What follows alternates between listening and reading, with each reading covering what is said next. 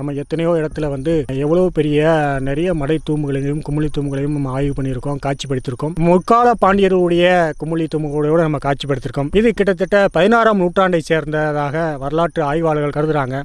இது நாயக்கர் ஆட்சி காலத்துக்கு தோன்றுவதற்கு முன்பாக இது வந்து பசுவந்த குடும்ப நாள். இந்த பகுதியில் இங்கே இருக்கிற விவசாய பெருங்குடிகளுக்கு பாசன வசதிக்காக வாய்க்கால் வெட்டி இந்த குளங்களை வெட்டி சீரமைத்து இங்கு ஒரு மதகுகளை வைத்திருக்கிறார். இது வந்து மதகு தூண்.